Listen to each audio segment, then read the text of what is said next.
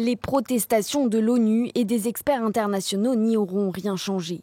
L'État américain d'Alabama a exécuté le condamné Kenneth Eugene Smith par inhalation d'azote. Une méthode d'exécution autorisée dans 3 États américains, mais qui n'avait jamais été utilisée jusqu'à présent. L'homme est décédé 29 minutes après le début de l'exécution. Smith a retenu sa respiration aussi longtemps qu'il le pouvait. Nous pouvons aussi donner ces informations. Il a un peu lutté avec ses sangles. Il y a eu des mouvements involontaires et des respirations d'agonie.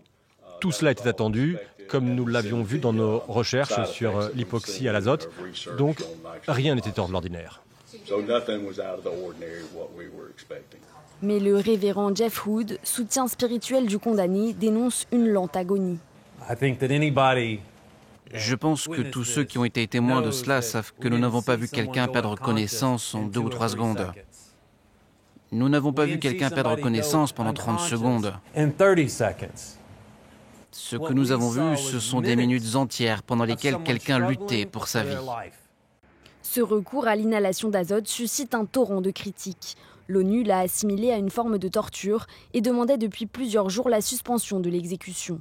Mais tous les recours avaient été rejetés, y compris mercredi par la Cour suprême. L'une de ses juges s'est toutefois vivement opposée à cette méthode.